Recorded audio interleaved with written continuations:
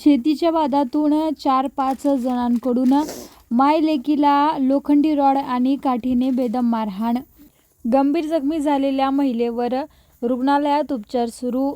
4 जणांविरोधात विविध कलमान्वये गुन्हा दाखल. शेतीत काम करत असलेल्या मायलेकीवर 4 ते 5 जणांनी हल्ला करत लोखंडी रॉड आणि काठीने बेदम मारहाण केल्याची धक्कादायक घटना बुलढाण्याच्या चिखली तालुक्यातील शेलगाव जहागीर शेतशिवारात घडली आहे.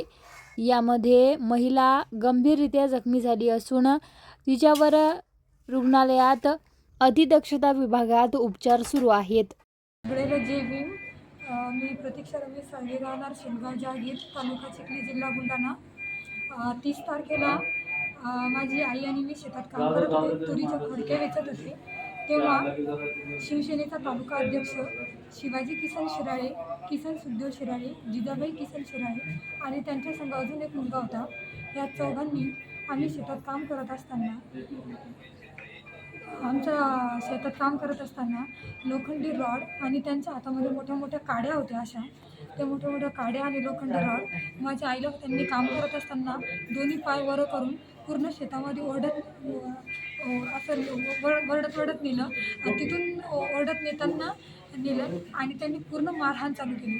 दोघांनी पूर्ण हात आणि तोंड दाबून ठेवलं आणि मी तिथून ही घटना चालू असताना मी तिथून पळून गेले आणि एका ठिकाणी जाऊन घाबरले खूप. मी लपले तिथं आणि मग नंतर मी 112वर कॉल केला होता आणि त्यांचं खूप मारणं चालू होतं. पण मी खूप हतबल झाले होते. मी काहीच करू शकत नव्हते. मी तिथपर्यंत जाऊ शकत नव्हते कारण की ते 4 जण होते आणि माझी आई मी आम्ही दोघीच मायलेकी होतो. आजूबाजूच्या शेतामध्ये कोणतेही लोक नव्हते कारण सगळ्यांच्या आजूबाजूला पेरण्या झालेल्या आहे. आणि जिजाबाईंनी काड्या माझ्या आईच्या खूप अवघड ठिकाणी मारलेले आहे आणि त्या शिवाजीनी माझ्या आईच्या दोन्ही हातावर लोखंडी रॉडने मारलं. तिला पूर्ण फ्रॅक्चर केलं, पूर्ण रक्ताने पूर्ण भरवलं तिला.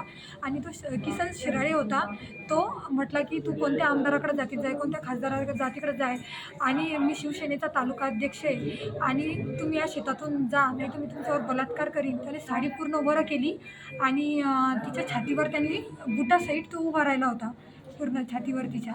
आणि त्या जिजाबाई शिराळेनं तिच्या दोन्ही पायावर खूप जोरात मारलं. तिच्या लाकडी काठ्या होत्या पूर्ण मोठ्या मोठ्या, त्या तिच्या दोन्ही पायावर खूप मारल्या. तिचे केस उपटले, असे तिचे केस पण उपटले. मेंदूला पण तिचा मार लागलेला आहे, खूप डोक्यावर पण मार लागलेला आहे. आणि मग नंतर आई बेशुद्ध पडली तिथं.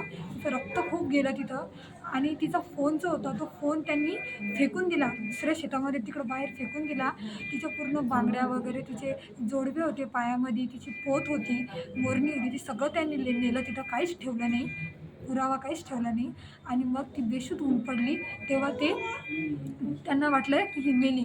ती बाई म्हटली, अरे ही मेली का बघ, नाही तर हिच्या डोक्यामध्ये धुरावरचा दगड आण मोठा आणि आज हिला मारून टाक, आपलं कोणीच काही करू शकत नाही.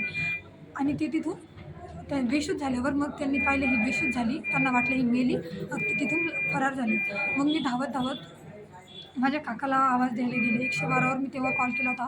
माझ्या काकाला, माझ्या वडिलाला कॉल केला आणि ते सगळे माझे बाजूच्या शेतामध्ये ट्रॅक्टरवर जे काम करत होते मुलं, ते आले. माझे काका आले, माझ्या आईने आम्ही तिला धरलं आणि ॲटक टाकून आम्ही सरकारी दवाखान्यामध्ये आणलं. माझी समाजाला, आपल्या बौद्ध समाजाला आणि मराठा समाजाला, सगळ्या समाजाला, सगळ्या लोकांना हात जोडून एक कळकळीची विनंती आहे. माझ्या आईवर जो अत्याचार झाला हा कोणत्याही महिलावर अत्याचार झाला नाही पाहिजे. आणि आपल्या चिखलीचे जे आमदार आहे माननीय श्वेताताई महाले पाटील, त्यांनी मला खूप मदत केलेली आहे या केसमध्ये, कोर्टाच्या केसमध्ये, शेतीच्या केसमध्ये. त्यांच्याकडून मला अपेक्षा आहे, ताई तुम्ही लवकरात लवकर या आरोपीला अटक करा आणि त्याच्यावर खूप मोठा गुन्हा दाखल करा आणि आम्हाला न्याय मिळवून द्या. आणि समाजाला पण माझी एवढीच विनंती आहे, तुम्ही संघटित व्हा आणि आमच्या सोबत राहा, आमच्या पाठीशी उभे राहा आणि आपल्या समाजाला एकत्र येऊन या आरोपीला अटक करायचे. आणि असा कोणताही अन्याय कोणत्याही समाजावर, कोणत्याही महिलावर झाला नाही पाहिजे, एवढीच माझी कळकळीची विनंती आहे.